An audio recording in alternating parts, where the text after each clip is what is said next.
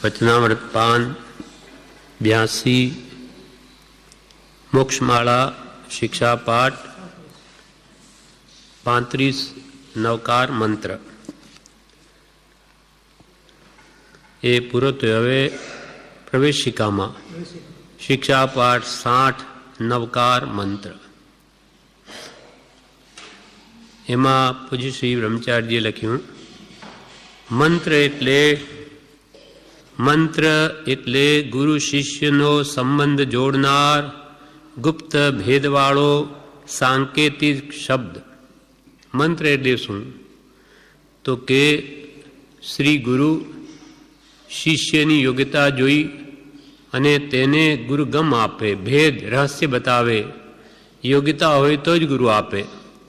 એટલે યોગ્યતા શિષ્યની થઈ ગુરુને શિષ્યનો સંબંધ જોડનાર જે ગુપ્ત ભેદનો સાંકેતિક શબ્દ, તેનું નામ છે મંત્ર.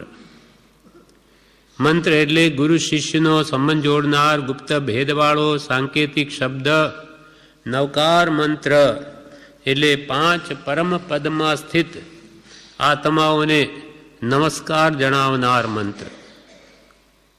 5 પરમ પદ. પરમ એટલે ઉત્કૃષ્ટ પદવીઓ જે આ જગતમાં છે તે શ્રી અરિહંત સિદ્ધ આચાર્ય ઉપાધ્યાયને સાધુ ભગવાન છે.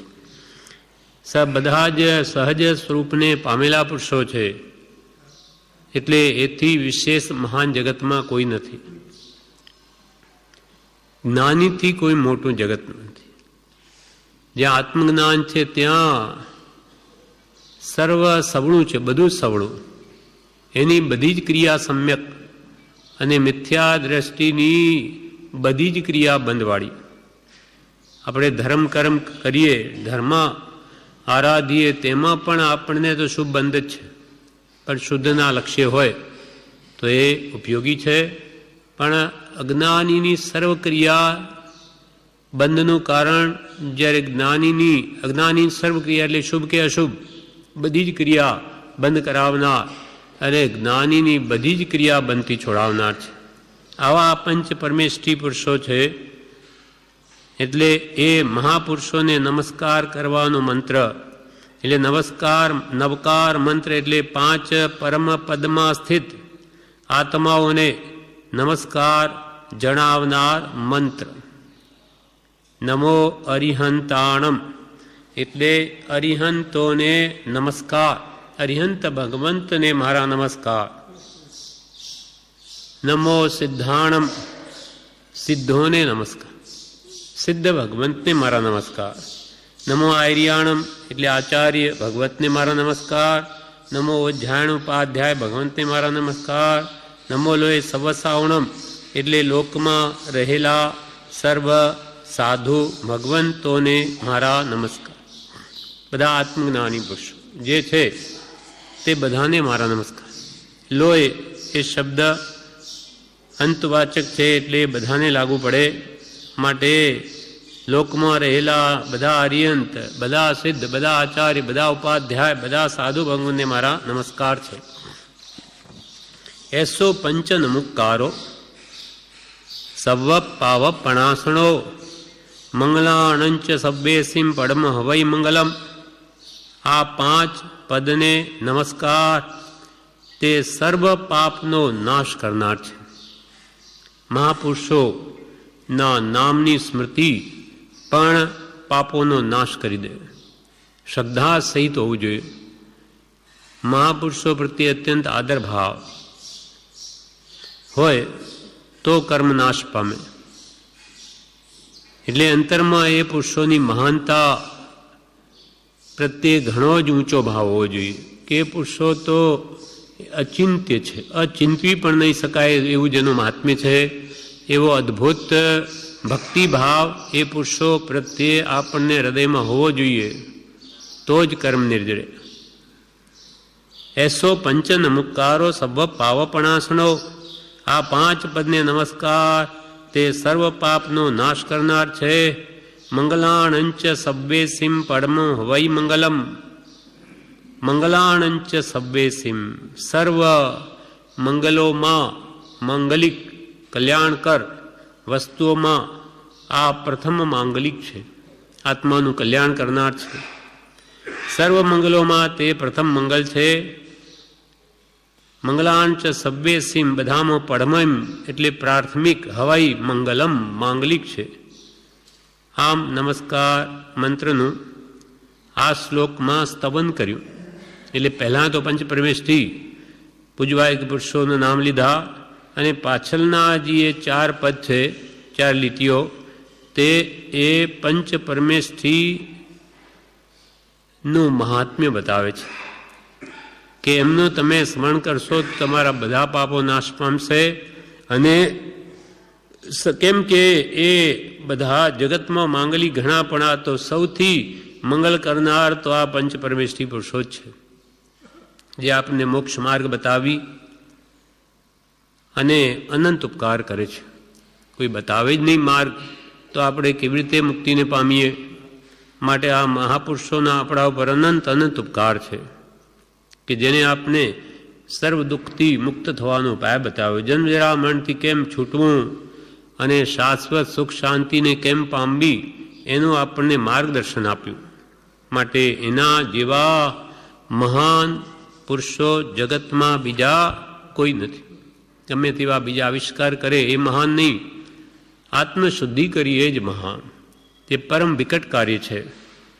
અનંતકાળથી આપણે ભટકીએ છીએ, હજુ સુધી આત્મશુદ્ધિ નહીં થઈ, અને જેના વડે થઈ શકે આવા પુરુષો છે. એટલે એ પ્રભુ આપણે બોલીએ છીએ અચિંત્ય તુજ મહાત્મ્યનો. અચિંત્ય તુજ મહાત્મ્યનો નથી પ્રફુલ્લિત ભાવ, અંશ ન એકે સ્નેહનો ન મળે પરમ પ્રભાવ. હે ભગવંત, આપનું તો અચિંત્ય, હું ચિંતવી નહીં શકું.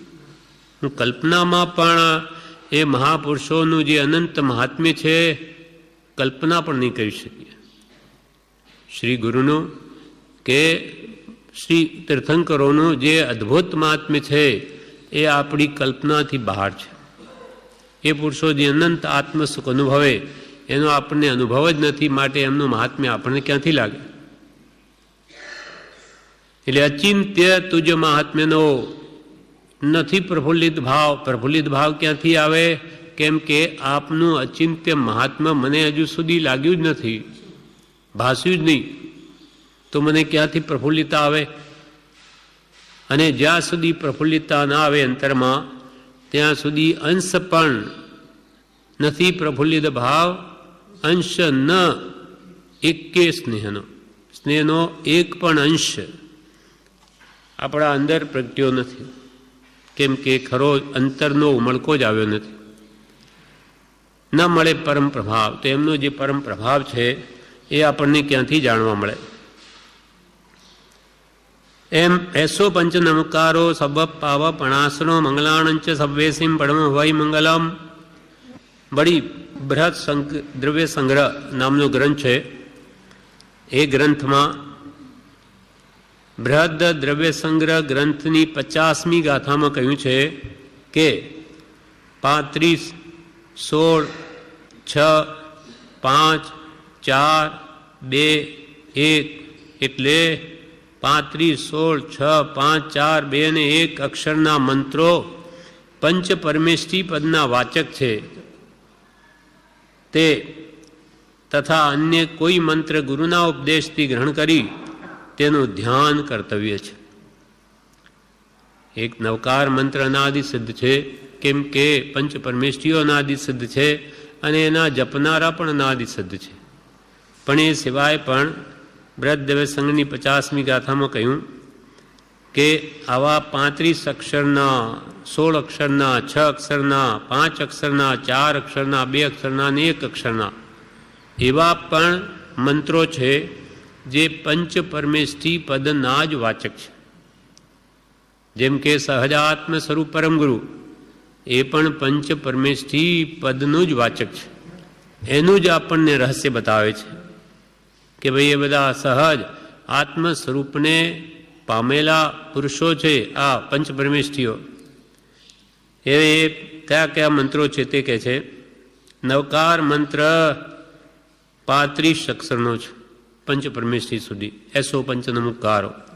આખા નવકાર મંત્રના તો 68 અક્ષર થાય, પણ આ પંચ નમો લોએ સવસાહુણમ ત્યાં સુધી 35 અક્ષર થાય. એટલે નવકાર મંત્રનો 35 અક્ષરનો છે. પછી અરિહંત સિદ્ધ આચાર્ય ઉપાધ્યાય સાધુ એ 16 અક્ષર થયા. પછી અરિહંત સિદ્ધ 2 તે 6 અક્ષરનો મંત્ર. અરિહંત સિદ્ધ આચાર્ય ઉપાધ્યાય સાધુ એ 5 પરમેષ્ઠીના પ્રથમ અક્ષર. અસિયા ઉષા, અરિહંતનો અ, સિદ્ધનું સી, આચાર્યનો આ, ઉપાધ્યાયનું ઉ, સાધુનું સા, એ 5 અક્ષરીયો મંત્ર અસિયા ઉષા પંચ પરમેષ્ઠી આવી ગયા સંક્ષેપમાં. પછી અરિહંત ખાલી 4 અક્ષરનો મંત્ર, અને સિદ્ધ એ 2 અક્ષરનો મંત્ર, અને ઓમ તે 1 અક્ષરનો મંત્ર છે. એ કેવી રીતે બન્યો? તો કે અરિહંતનો અશરીરી સિદ્ધ ભગવાન, એનો પણ અ, આચાર્યનો આ, ઉપાધ્યાયનો ઉ, મુનિનો મ, એમ પહેલા અક્ષરોની એકત્ર સંધિ કરવાથી અ વત્તા આ વત્તા ઉ વત્તા મ, ઓમ એવો 1 અક્ષરીયો મંત્ર બને છે. બધા જ લગભગ આસ્તિક ધર્મો આ 1 અક્ષરીયા મંત્ર ઓમને માને છે. જૈન કે છે કે એમાં પંચ પરમેષ્ઠી સમાઈ ગયા. બધું પોતપોતાની માન્યતા પ્રમાણે એમાં માને, પણ આ 1 અક્ષરીયો મંત્ર છે. ભોયરામાં પરમ કૃપાલદેવના મૂર્તિની જમણી બાજુ ઓમકાર પંચ પરમેષ્ઠીનું સ્વરૂપ છે. 1 અક્ષરમાં પ્રણવ મંત્ર, તેની સ્થાપના કરેલી છે. અને ડાબી બાજુ પરમ કૃપાલદેવના પગલાં છે. હવે અહીંયા આગળ કહે છે, જેમ કે આ મંત્રો છે તેવી રીતે ગુરુ આજ્ઞાથી કોઈ પણ મંત્ર હોય તો એ મોક્ષનું જ કારણ થાય. પણ ગુરુ જ્ઞાની હોવા જોઈએ. અજ્ઞાનીનો કહેલો મંત્ર એ સતને પ્રગટ ન કરે. એટલે આગળ એ વાત કરે છે, ગુરુની આજ્ઞાથી ગમે તે મંત્રનું આરાધન મોક્ષનું કારણ થાય છે. ગમે તે મંત્ર. જેમ કે ચિલાતી પુત્રને શ્રી ગુરુએ કેવો મંત્ર આપ્યો? ઉપશમ વિવેક સંબર. આ મંત્ર આપ્યો. ચિલાતી પુત્ર ચોરની ટોળીમાં ભળેલો શેઠને ઘરે ચોરી કરવા ગયો.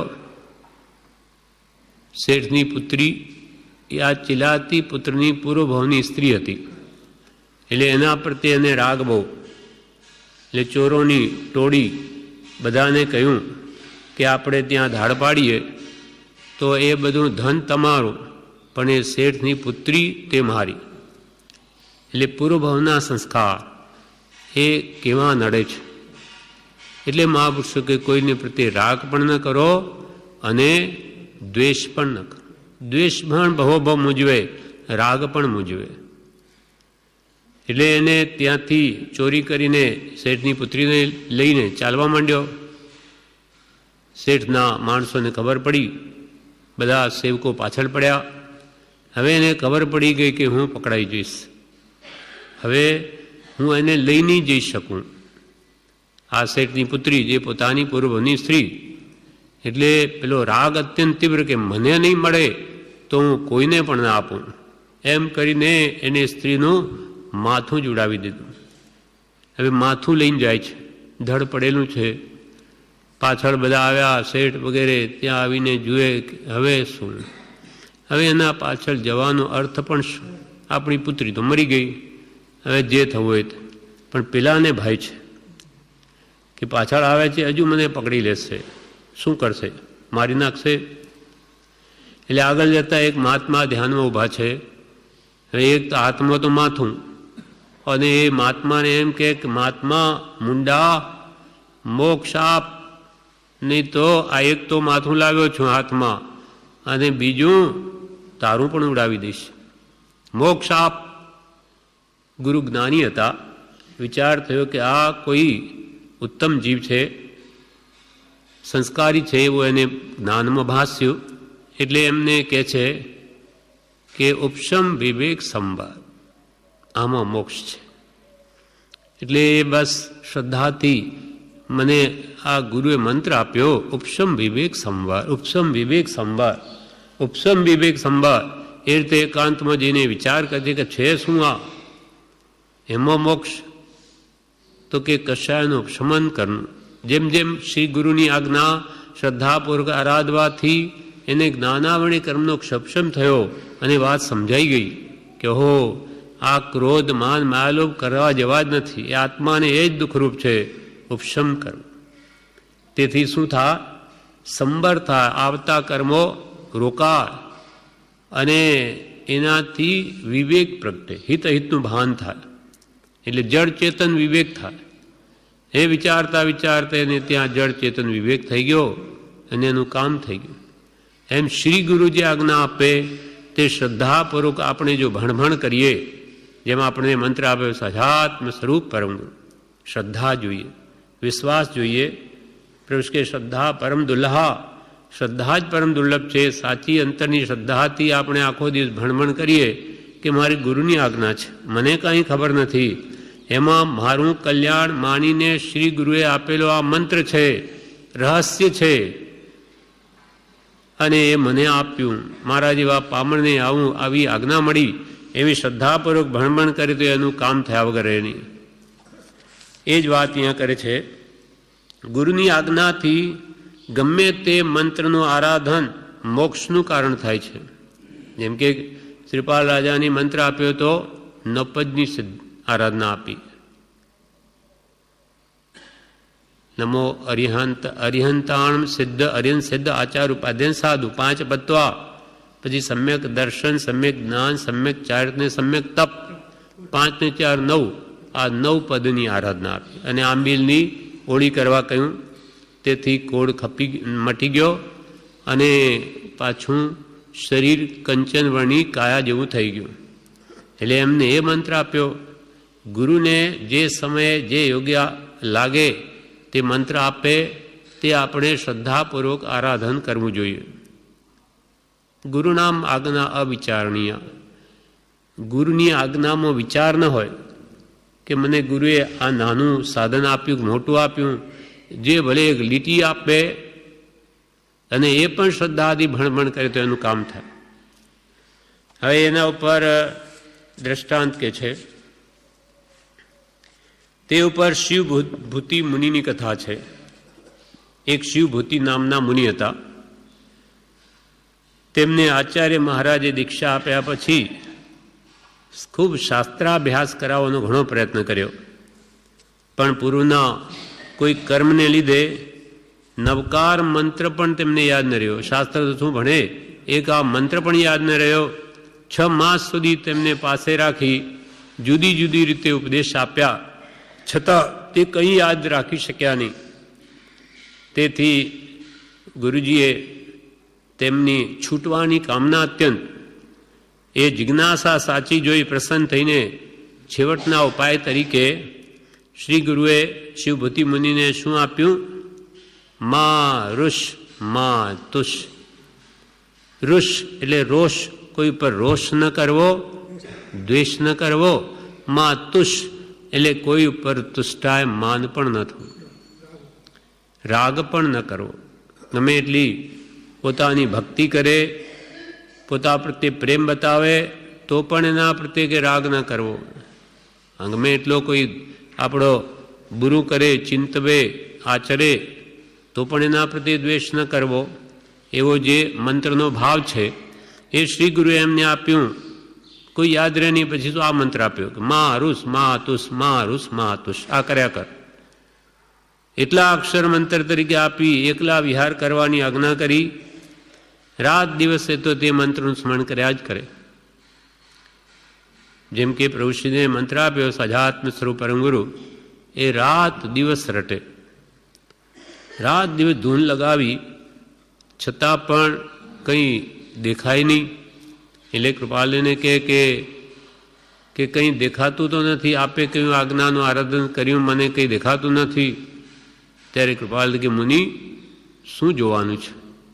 શું જોવાનું છે? આત્મા અરૂપી છે, એ દેખાય એવો નથી. જારી રાખો.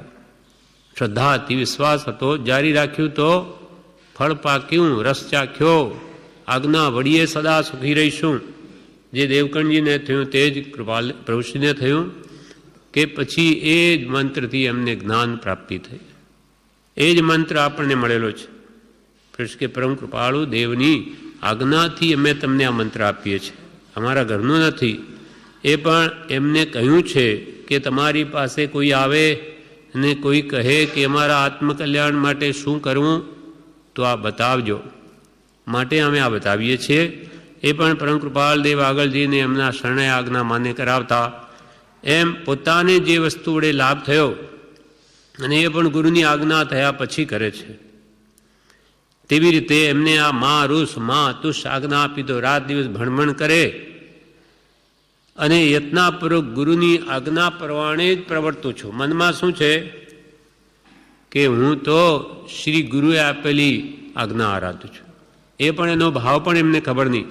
એટલો બધો જ્ઞાનાવર્ણીય કર્મનું આવરણ. એમ વિહાર કરતાં કરતાં દૂર દેશ મારવાડ તરફ ગયા.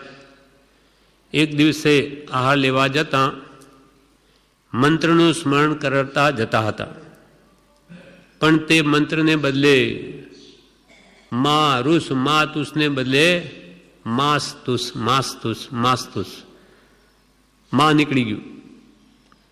આ બધા શોભશમની વિચિત્રતા છે કે આટલું પણ યાદ ન રહ્યું. હવે માસ્તુસ માસ્તુસ એ આવડને લઈને હવે એમ ગોખાતું થઈ ગયું. ગુરુજી આપે પર મનમાં શું છે કે મારા ગુરુએ આપેલો મંત્ર ગોખું છું, મેં એમાં કોઈ આગા પાછી કરી જ નથી. એ મંત્રમાં ભાવ હતો, અર્થ સમજેલા નહીં એટલે જાણે એના જ શબ્દો છે એમ એમને લાગતું. પણ સદગુરુ કૃપાએ કરી મારું કલ્યાણ થાય એવો મારા ગુરુએ આજ્ઞા આપી છે. આ એવું હૃદયમાં ભાવ છે. મારા કલ્યાણ માટે મને સત્સાધન આપ્યું મારા ગુરુએ, એવું મહાત્મ્ય એમના દિલમાં વસેલું હતું. મહાત્મ્ય. હવે ત્યાં રસ્તામાં વિહાર કરતા એક બાઈ અડદની દાળ અને તેના છોડા ફોતરા એ સુપડામાં નાખીને ઉપણતી હતી. ત્યાં માંસ એટલે અડદ કહેવાય અને તુસ એટલે ફોતરા. તો મુનિએ તેને સ્વાભાવિક એ બાઈને પૂછ્યું કે ભાઈ શું કરો છો? તો તે બાઈએ કહ્યું કે મહારાજ હું માંસ તુસ ભિન્ન કરું છું. માંસ તુસ ભિન્ન કરું છું એટલે અડદની દાળ અને એના ફોતરા આ સુપડા વડે છૂટા પાડું છું. તે સાંભળી એ મંત્ર ગોખતા ચાલ્યા ને મનમાં થયું કે માસ્તુસ માસ્તુસ એ તો હું પણ બોલું છું અને આ બાઈ તો ભિન્ન કરે છે, માંસ ને તુસ અડદ ને ફોતરા. તો મને આ ગુરુએ મંત્ર આપ્યો છે એટલે મારે પણ કંઈક ભિન્ન કરવાનું છે. માંસ તુસ હું બોલું છું. તેથી વિચાર જાગ્યો કે મારે પણ ભિન્ન કરવાનું છે, છતાં હું હજુ ભિન્ન કરતો નથી. એટલે આહાર કરીને વિચારવા એક જંગલમાં ગયા. ત્યાં એકાંતમાં બેસી વિચારણા કરવા લાગ્યા. વિચારણાએ ચડતા નાના વર્ણીય કર્મનો ક્ષોભશમ થયો મંત્ર પ્રભાવે, ગુરુ આજ્ઞાએ, અને એમને આત્મા અને શરીર ભિન્ન છે એ વાત સમજાઈ ગઈ. મારે ભિન્ન કરવાની, ભિન્ન શું?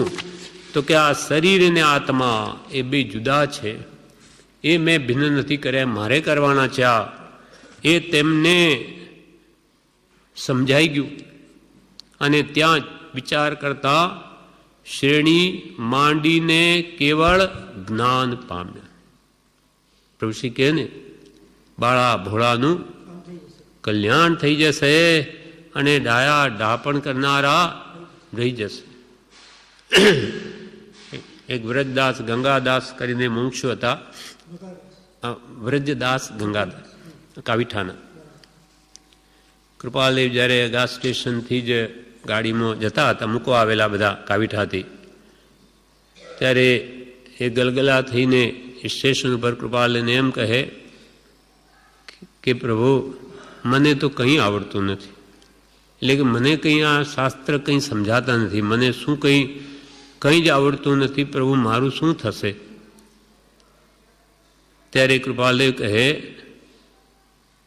અમારા પર શ્રદ્ધા રાખજો અને આ મંત્ર છે તેનું શ્રદ્ધાથી રટન કરજો તો આવતા ભવે તમને જ્ઞાન થશે અને ત્રીજે ભવે તમારો મોક્ષ થઈ જશે. શ્રદ્ધા રાખીને રટજો, શ્રદ્ધા હોય તો જ રટા એમ કહ્યું. એવી રીતે આપણને એ જ મંત્ર મળ્યો છે. એ શ્રદ્ધા રાખીને એને જો ભણભણ કરીએ તો ક્ષોપક્ષમ વાનનું જ કલ્યાણ થાય. ભલે ને બોલતા ના આવડે, સમજે પણ નહીં, પણ શ્રદ્ધા દ્રઢ હોય તો એનું કામ થઈ જાય છે. અહીંયા તો પકડ જોઈએ, કે પકડી લીધું તેનું કામ થઈ ગયું. બોલતા આવડે તેનું થાય એવું નથી, શ્રદ્ધા જોઈએ. ઘણો ઉડતો ક્ષોપક્ષમી હોય અને મનમાં અનેક પ્રકારની શંકાઓ ઉઠતી હોય, શંકાઓમાં ગળકા ખાતો હોય કે આટલા બધા જીવો આટલી એક બટાકાની કણીમાં કેમ હોઈ શકે, અથવા અહીંયા ઢાંસીને જીવો ભરેલા કેમ હોય, આ દિવાલની આર પાર કેમ જાય, એવી અનેક શંકાઓમાં ગળકા ખાતો હોય તેનું કામ ન થાય. અને ભગવાને કહ્યું તે સત્ય એમ કરીને જે લઈ મંડે એનું કામ થઈ જાય.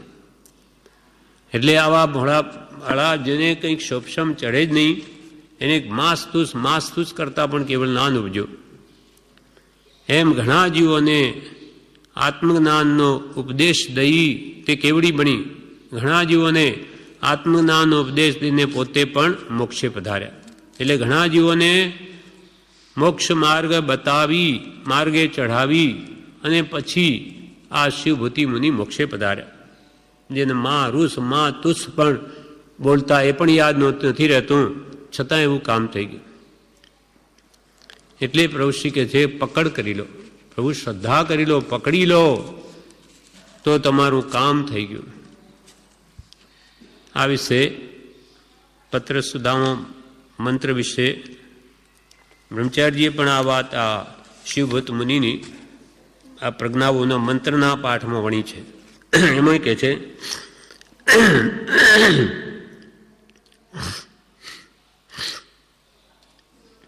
ભગવાન મહાવીરે પણ ગૌતમાની ગણનોને ત્રિપદી આપી, 3 શબ્દો જ જે મંત્રરૂપ છે, રહસ્ય છે કે જેમાંથી એમને આખી દ્વાદશાંગીનું જ્ઞાન થઈ ગયું. વીરે દીધી ત્રિપદી પણ શ્રી ગૌતમે દ્વાદશાંગી ભાડી તેમાં પ્રગટ કરીજો શાસ્ત્ર સૌ વિવિધાંગી.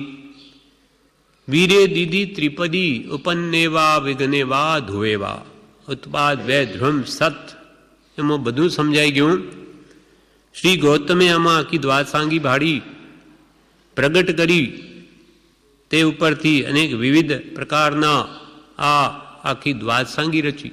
ગૌતમાદિ ગણધરોએ આચારાંગ, સુગણાંગ, સ્થાનાંગ, સમયાંગ, ભગવતી, આ બધા શાસ્ત્રોની રચના ભગવાન તો 3 શબ્દ જ આપ્યા, એના ઉપરથી રચી. ઉત્કૃષ્ટિએ સુગુરુ કરુણા યોગ્ય પાત્રે પ્રકાશી સાચી અગ્નિ પ્રગટ થતી જો વિશિષ્ય વિશ્વાસવાસી. એવી ઉત્કૃષ્ટિ સુગુરની કરુણા જો યોગ્ય પાત્રમાં એ પ્રકાશે તો એ સાચી અગ્નિ છે, સાચી અગ્નિની ચિનગારી છે, માટે તે પ્રગટ થયા વગર રહે નહીં.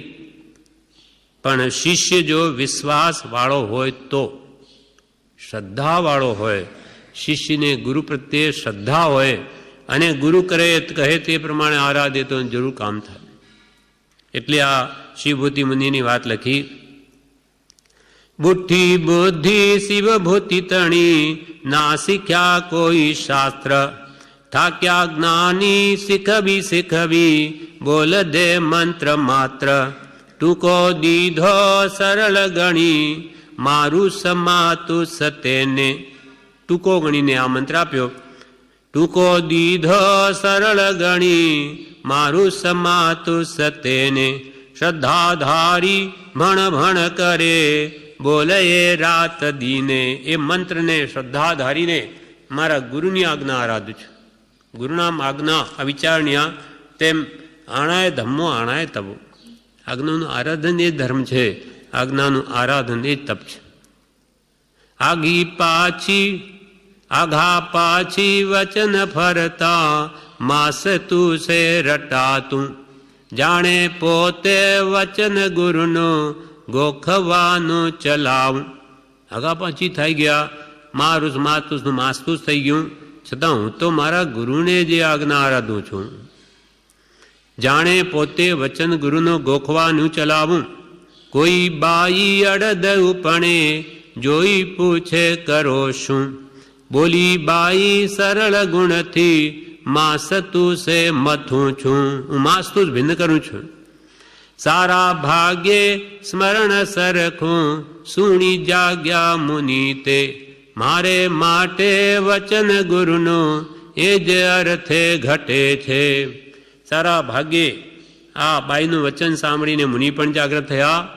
મારા માટે પણ આ વચન કંઈક જુદું પાડવા માટે છે. જુદો પાડું ગુરુ વચનથી જીવા માસ જેવો, જીવા માસ જેવો અડદ જેવા જીવ. દેહે પૂર્યો સમજણ મળી તુષ સો દેહ લેવો. સમજણ મળી ગઈ કે હો આ આત્મા છે તો અડદ જેવો છે, અને આ દેહ છે તે ફોતરા જેવો છે, એની કોઈ કિંમત નથી.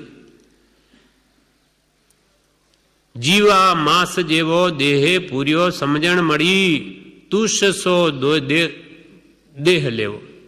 દેહને તો તુષ ફોતરા સમાન ગણવો. કે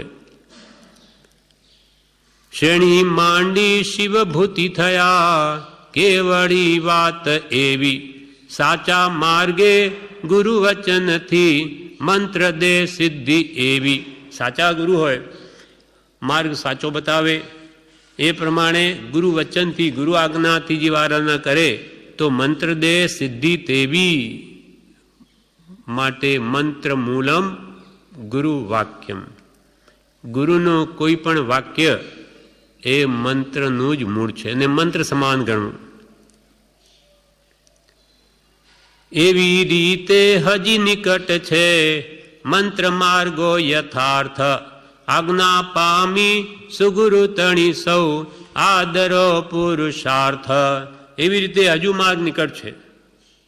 એટલે આ પંચમ કાળમાં પણ એવી રીતે મંત્રની આરાધનાથી મોક્ષનો માર્ગ પામવો નિકટ છે. હજુ પણ આજ્ઞા પામી સુગુરુ તણી સૌ આદરો પુરુષાર્થ. માટે સદગુરુ દ્વારા મંત્રની આજ્ઞા પામી સૌ સત્ય પુરુષાર્થને આદરો. એ ભાવોમાં રમો તો આજે પણ તમને પણ આ લાભ થાય એવો છે. પુરુષાર્થ કરો તો તમે સ્વરૂપનું ધ્યાન કરો, સ્વરૂપની ભાવના કરો, આત્મ ભાવના ભાવો તો કેવળ જ્ઞાન પાવો, નહીં ભાવો તો નહીં પાવો, પણ ભાવો તો આ કાળમાં પણ પાવો. કેમ કે આ કાળમાં ભલે સાક્ષાત મોક્ષ નથી, પણ મિથ્યાત્વ જવારૂપ મોક્ષ તો છે જ. મોક્ષ માર્ગ છે, અને ઠેઠ મોક્ષના બારણા સુધી પહોંચી શકાય ત્યાં સુધી તો દઈ શકાય. પછી શું છે? ખાલી એક જ ભાવ બાકી રહે. અનંતા ભાવ તોડી શકાય તો પુરુષાર્થ તો આ કાળમાં થઈ શકે છે. તો મહાપુરુષો એટલું તો કરો. તમે બારણા સુધી તો આવો, પછી અંદર જતા કેટલી વાર? એક પગ મૂકો કે અંદર. પણ આ કાળમાં તો કે મોક્ષ ક્યાં છે? જંબુ જડ ગયા તાલા. જંબુ સ્વામી છેલ્લા મોક્ષમાં જઈને દરવાજા બંધ કરી દીધા. હવે ક્યાંથી જઈએ? કે આપણી જેમ ત્યાં દરવાજા મૂકેલા છે. એટલે કે આ કાળમાં જીવોનો એટલો પુરુષાર્થ નથી કે સાક્ષાત મુક્તિને મેળવી શકે. પણ કૃપાલે કે એકાવતારી સુધી તો થઈ શકાય. એક ભાવ ધારીને તો મોક્ષે જઈ શકાય એવું છે. તો ત્યાં સુધી જવાય તો પછી શું રહ્યું? બધું જ ઠેઠ પહોંચી ગયા એમ જ સમજો. એટલે કે છે કોઈ પણ હીન પુરુષાર્થની વાત સાંભળવી પણ નહીં. આ કાળમાં કેવલનાથથી મોક્ષ નથી એવી વાત પણ નહીં સાંભળવી. બધું જ છે. જો ઈચ્છો પરમાર્થો કરો, સત્ય પુરુષાર્થ ભવસ્થિતિ આદિ નામ લે છેદો નહીં આત્માર્થ.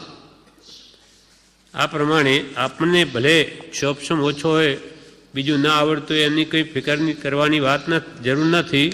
પણ મહાપુરુષોએ જેમ કહ્યું તેમ કરે જ જવું. આપણને કંઈ ખબર નથી, પણ મને તો મારા ગુરુને તો ખબર છે. એ શ્રદ્ધાથી પણ આપણું કામ થાય છે. આપણે જેમ કે આપણને કોઈ ભૂમિઓ મળ્યો હોય, માર્ગ ભૂલા પડી ગયા, આપણને તો માર્ગની ખબર નથી, પણ ભૂમિઓ જો મળી ગયો જંગલમાં તો આપણે નિશ્ચિંત થઈ જઈએ કે કંઈ ફિકર નથી. મને માર્ગ ખબર નથી, પણ બતાવનાર મારી સાથે છે એટલે નિશ્ચિંત થઈ જવાય. તેમ આપણને ભલેને ખબર નથી, મારા ગુરુ તો બધું જાણે છે. સૌભાગ્યને એકવાર કૃપાલદેવે પૂછ્યું કે હવે કહો શું જાણવું છે? ત્યારે સૌભાગભાઈ શું કહે? સર્વ જેણે જાણ્યું એવા આપને અમે જાણ્યા, હવે અમારે બીજું શું જાણવાનું છે? હવે તો આપ કહો તેમ કરીએ, અમારે બીજું કંઈ જાણવું નથી. અમારા માટે કયું કલ્યાણ કરતા અમે નથી જાણતા, અમારે શું કરવું એ કહો. એટલે તે પ્રમાણે તમારી આજ્ઞા પ્રમાણે અમે કરીએ, અમારે બીજું કાંઈ જાણવું નથી. પછી કૃપાલદેવ આત્મસ્થિતિ આપે છે. તેથી એમને થાય છે કે બસ હવે તો બધું મળી ગયું, હવે બીજા કોઈ શાસ્ત્રની માંગણી કરવાનું રહ્યું નહીં, એમાં બધું આવી ગયું ને એના આધારે જ જીવીએ છે. હવે મંત્ર વિશે પત્ર સુદામાં બ્રહ્મચારીજી કહે છે, પત્રાંક 558 જણાવે છે, બોધામૃત ભાગ 3 સત્પુરુષની આજ્ઞા વિનાની ક્રિયા તે ધર્મનું કારણ નથી. સ્વચ્છંદે ગમે એટલી ક્રિયાઓ આપણે કરીએ એ મોક્ષ ના આપે. જીવ નિજ છંદે ચાલી પરિશ્રમ કરે, અનંત કાળથી જીવ નિજ છંદે ચાલી, છંદે એટલે પોતાની ઈચ્છાએ ચાલી પરિશ્રમ કરે તો પોતે પોતાથી જ્ઞાન પામે નહીં, આત્મજ્ઞાન પણ ન પામે. જ્યારે જ્ઞાની પુરુષની આજ્ઞાનો આરાધક અંતર મુહૂર્તમાં પણ કેવળ જ્ઞાનને પામે. આનું દ્રષ્ટાંત કે સુકુમાર, જેને ભગવાન નેમિનાથને પૂછે છે મારા કેટલા ભવ બાકી? તો કે 1000 ભવ બાકી. મને તો ભગવાન એક ભવ પણ ન પાળવે, એવું મને રસ્તો બતાવો. ગુરુએ આજ્ઞા કરી કે જાઓ શમશાનમાં જે ધ્યાનમાં બહાર હો તો 48 મિનિટમાં મોક્ષ, કેવળ ના તત્ક્ષણ મુક્તિ. એમ ગુરુ આજ્ઞા એ 48 મિનિટો મળી જાય, એક અંતર મુહૂર્તમાં વધારે વધારે. અને સ્વચ્છંદે અનંત કાળ સુધી અનેક પ્રકારના જપ તપ ક્રિયા ભક્તિ સ્વાધ્યાય કરે તોય પ્રાપ્તિ ન થાય. માટે ગુરુ કહે તેમ કરવું. કેમ કે આ માર્ગના આપણે સાવ અજાણ છે, આપણને કાંઈ ખબર નથી. એટલે આ માર્ગનું સાવ અજાણ, મને કાંઈ ખબર નહીં, આપ કહો તેમ કરું તો જ કામ થાય એવું છે. સત્પુરુષની આજ્ઞા વિનાની ક્રિયા તે ધર્મનું કારણ નથી. આણાએ ધમ્મો આણાએ તવ્વો, એવો શ્રી આચારાંગમાં પાઠ છે કે જ્ઞાનીની આજ્ઞાનું આરાધન એ જ ધર્મ, અને જ્ઞાનીની આજ્ઞાનું આરાધન એ જ તપ. તો હવે ધર્મ કે સમાધિ મણની પ્રાપ્તિની જેને ભાવના છે તેણે પરમ કૃપાળુ દેવની આજ્ઞાનું આરાધન કર્તવ્ય છે. કોની આજ્ઞા આરાધવી? જ્ઞાની પુરુષની. કયા જ્ઞાની? જ્ઞાનીઓ તો અનંતા પૂર્વે થયા, પણ આપણે માટે હમણાં વિશેષ ઉપકારી પરમ કૃપાળુ દેવ છે, એમની આજ્ઞાનું આરાધન કરવું.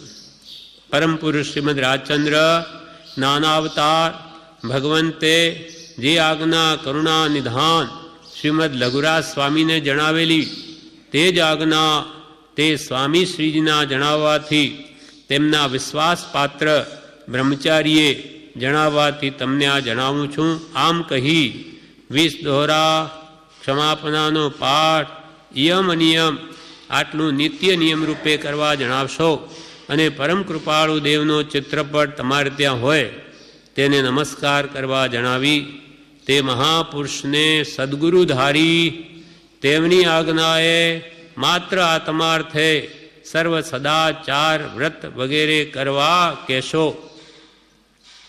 આજ્ઞા કે બ્રહ્મચારી લખે છે કે પરમ કૃપાળુ દેવે સ્વામી શ્રીજી લઘુરાજ સ્વામીને આજ્ઞા આપેલી. આ તેમણે પછી કે એમના અંત સમયે તેમના વિશ્વાસ પાત્ર બ્રહ્મચારીને જણાવી. બ્રહ્મચારીજી કે પછી મને કહ્યું કે તમે આપજો, માટે એમ તમને કહેજો, એમને કહેજો કે આ પ્રમાણે આજ્ઞા એકબીજાથી ઉતરતી આવી છે, માટે તમે હવે 20 દુહા, ક્ષમાપનો પાઠ, નિયમ અને સાથે અભક્ષ્ય સાત વ્યસન આદિનો ત્યાગ સદાચાર રૂપે એમને કરવા કહેશો. પરમ કૃપાલુનું ચિત્રપટ આગળ.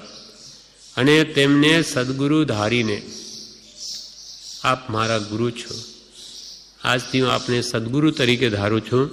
આપની આજ્ઞાનું આરાધન આટલા સમય સુધી હું કરીશ અથવા આજીવન કરીશ એ પ્રમાણે એમને કહેશો. અને તેમની હાલ અત્યંત ઈચ્છા હોય તો સહજાત્મ સ્વરૂપ પરમ ગુરુ મંત્ર પણ જણાવશો.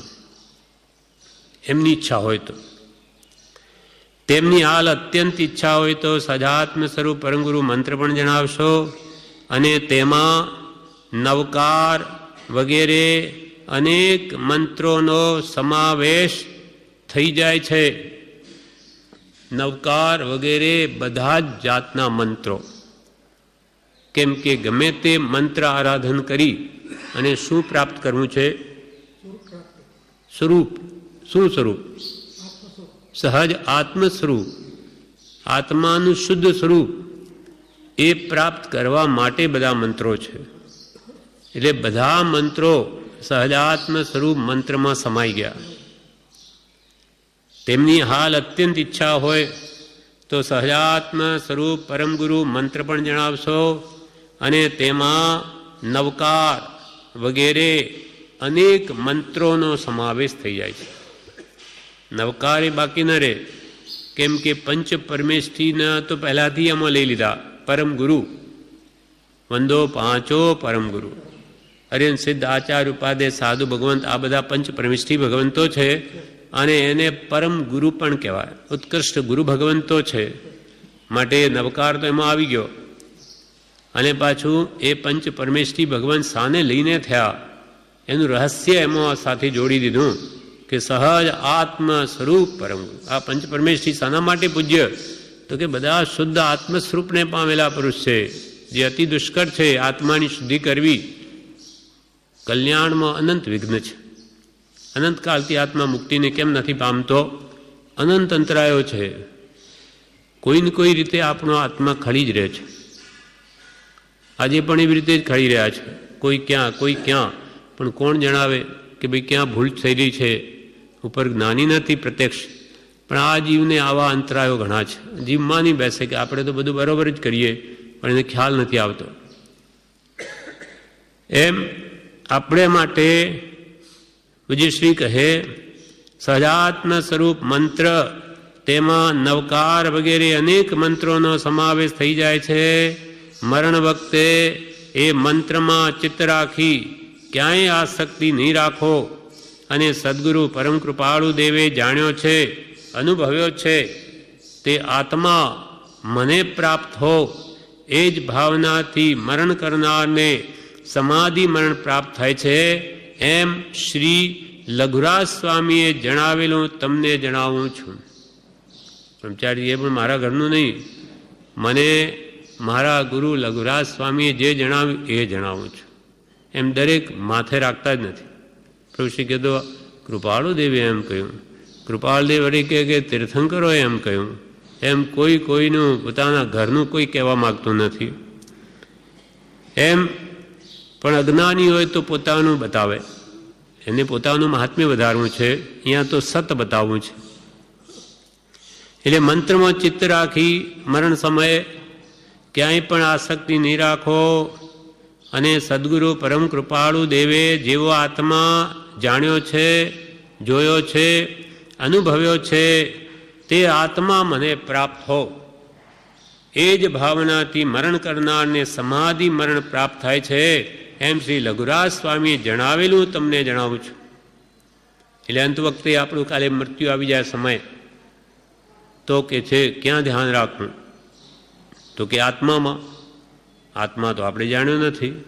જ્ઞાનીઓ તો સ્વરૂપના ધ્યાનમાં લીન થઈ જાય જગત ભૂલીને, પણ આપણે આત્મા જાણ્યો નથી તો આપણે મન ક્યાં રાખવું? તો કે જેણે આત્મા જાણ્યો છે એવા પરમ કૃપાળુ દેવમાં ચિત્ત રાખવું. કેમ કે પરમ કૃપાળુ દેવ કોણ છે? દેખાય છે તો શરીર એમનું સ્વરૂપ નથી, પણ એમાં રહેલો શુદ્ધ આત્મા, સહજ સ્વરૂપને પામેલો આત્મા, શુદ્ધ ચેતન. એટલે કૃપાલના મૂર્તિ ઉપર શું લખેલું? શુદ્ધ ચૈતન્ય સ્વામી પરમ કૃપાળુ શ્રીમદ રાજચંદ્ર.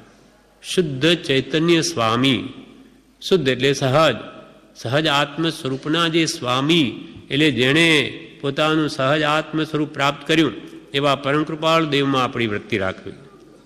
મંત્ર રટા સંભળાય અને વૃત્તિ પરમ કૃપાળ દેવના શુદ્ધ આત્મા પ્રત્યે જો રહે તો કે છે કે જગતની વિસ્મૃતિ થઈ અને સ્વરૂપમાં લીનતા થશે અને તેનું સમાધિ મરણ થઈ જશે. અને એક વારનું સમાધિ મરણ સર્વકાળના અસમાધિ મરણને ટાળે છે. જ્યાં સુધી મોક્ષને ન પામે ત્યાં સુધી જેટલા મૃત્યુ મરણ થશે તે બધા સમાધિ મરણ. કેટલો મોટો લાભ!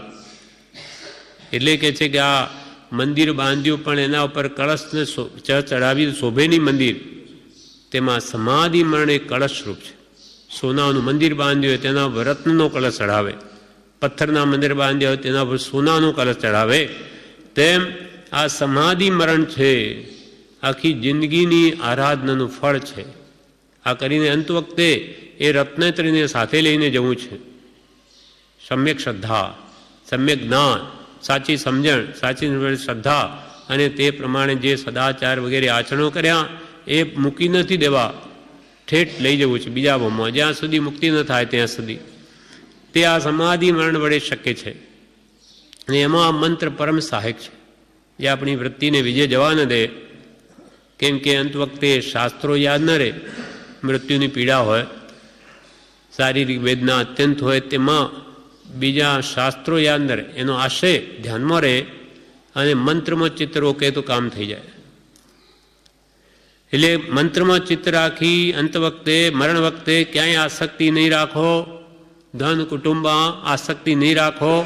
મરણ વખતે પણ સદગુરુ પરમ કૃપાળુ દેવે જેવો આત્મા જાણ્યો, જોયો, અનુભવ્યો તે આત્મા જ મને પ્રાપ્ત થયો, એ જ મારું સ્વરૂપ છે, એમ મરણ કરનારને સમાધિ મરણની પ્રાપ્તિ થાય છે. એમ શ્રી લઘુરાજ સ્વામીએ જણાવેલું તમને જણાવ્યું છે.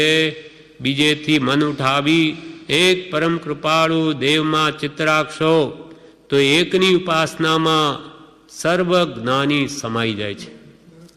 એકની ઉપાસનામાં સર્વ જ્ઞાની સમાઈ જાય. હા, અનંત છે તે એક છે, એક છે તે અનંત છે. કેમ કે અનંત જ્ઞાનીઓનું પણ એક જ સ્વરૂપ છે. અનંતના કે અનંત સ્વરૂપ જુદા નથી. સર્વ જ્ઞાનીઓને એક સહજાત્મ સ્વરૂપ, એમાં અંશ માત્ર ફરક નહીં. એટલે એકની ઉપાસનામાં સર્વ જ્ઞાનીઓ, સર્વ તીર્થંકરો બધા જ સમાઈ ગયા. અને જ્ઞાની પુરુષ કે નિશ્ચયને તું પણ પડી નથી રહેતો, તારો આત્મા પણ એમાં ભજાય છે. નિશ્ચયને તું પણ પરમાત્મા જેવો છું એટલે તારી ભજના ભેગી થાય. પણ એનું ધ્યાન કેમ ધરવું છે કે તું તારી જાતને ભૂલી ગયો છે. તું પોતે પરમાત્મા હોવા છતાં તને તેનું ભાન નથી, માટે એનું રટણ કર તો તને નાના વણે કર્મનો ક્ષોભક્ષમ થઈ એ વાત સમજાઈ જાય કે હો, હું સહજ આત્મ સ્વરૂપ છું, પરમાત્મા છું, તો મારે શું ફિકર છે? હું તો અનંત રિદ્ધિનો ધણી છું. બધી રિદ્ધિ, સિદ્ધિ, લબ્ધિ બધી મારા આત્મામાં છે ને એ જ હું છું. એ ભાવ એને આ મંત્રની આરાધનાથી દ્રઢ થશે.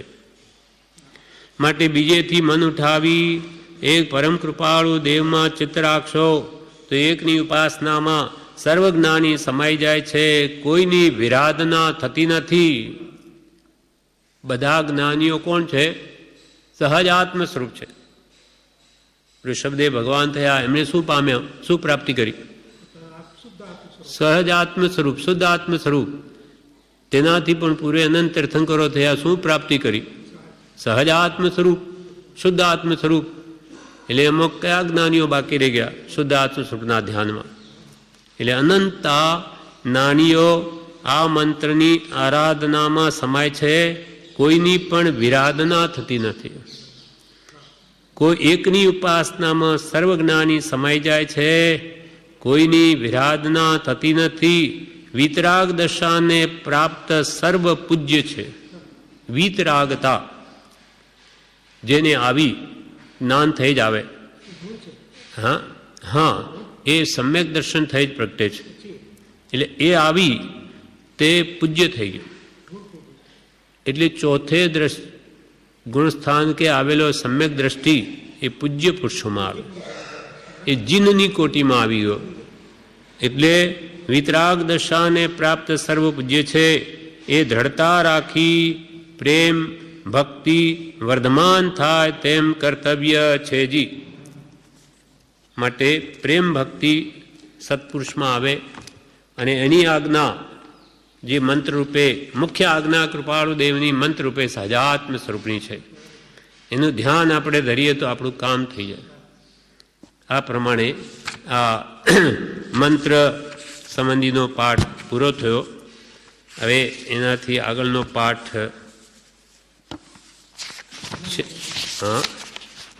હા અનાનુપૂર્વી નામનો છે, જે આપણે આવતીકાલે લઈશું.